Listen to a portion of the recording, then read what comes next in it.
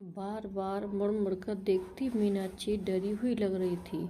हालांकि जब उसने मुड़कर देखा तो कोई भी नहीं था, लेकिन जिस जगह से वो गुजर रही थी वह बहुत डरावनी सी और वीरान सी लग रही थी। इसका कारण था कि बीते कुछ महीने में इस जगह पर होने वाली अपहरण और बलात्कार की घटनाएं। यह रास्ता उसे उसकी मंजिल तक जल्दी पहुंचा देगा, यह सोचकर वो इस रास्ते पर मुड़ गई थी। पर अब मन ही मन थोड़ा डर भी रही थी। सिर झुकाई मीनाक्षी तेज कदमों से आगे बढ़ी जा रही थी। तभी अचानक उसे एक 19-20 साल का लड़का पास की पतली गली से आता हुआ दिखाई दिया। मीनाक्षी थोड़ा ठिठक गई और अपनी निर्धारित गति से बिना उस लड़के की ओर देखे आगे बढ़ती रही। वह लड़का धीरे धीरे मीनाक्षी के पीछे चल रहा था। लड़के को मीनाक्षी के हाव भाव से साफ नजर आ रहा था कि मीनाक्षी डरी हुई है। उस लड़के ने पीछे से आवाज लगाई, दीदी दीदी रुकिए, ये आपका कुछ सामान गिर गया है। नहीं, मेरे पास तो कुछ सामान नहीं था, किसी और का होगा। मीनाक्षी ने अपनी जगह पर ही मुड़कर जवाब दिया और फिर आगे बढ़ गई। अरे ये गुलाबी रूमाल है, आपका नहीं है क्या? लड़के ने फिर पूछा। मीनाक्षी अपनी जगह पर ही रुक गई और इधर उधर देखकर बोली, ओहो हाँ, मेरा ही है, पता ही नहीं चला कब गिर गया, थैंक यू। कहते हुए मीनाक्षी ने उस लड़के के हाथ से अपना रूमाल ले लिया। आप क्या हाईवे की तरफ जा रही हैं दीदी? लड़के ने आत्मीयता दिखाते हुए पूछा। मीनाक्षी ने हाँ में सिर हिला दिया। इधर से क्यों? यह रास्ता सुरक्षित नहीं है, आपको इधर से नहीं आना चाहिए था।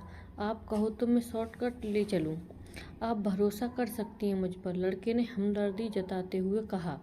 मीनाक्षी को लड़के की बात सही लगी तो मीनाक्षी ने सहमति जताई और लड़के के पीछे पीछे बातें करते हुए चलने लगी। थोड़ी देर बाद लड़का एक संकरी सी गली में मुड़ गया और मीनाक्षी भी। मीनाक्षी ने पूछा, और कितनी देर है हाईवे पर पहुंचने में? इस पर लड़का उसकी तरफ देखकर मुस्कुराया और बोला, बस आ ही गए समझो। फिर एक जोरदार सीटी मारी। उस सीटी की आवाज़ से चारों ओर आदमी दाएं बाएं की गलियों से उस गली की तरफ आ गए। उनको देख मीनाक्षी को समझते देर न लगी कि वह फंस गई है। मीनाक्षी ने वहाँ से भागना शुरू किया। वे चारों आदमी और वह लड़का अपनी राक्षसी हंसी हंसते हुए मीनाक्षी को पकड़ने की कोशिश में उसके पीछे भाग जा रहे।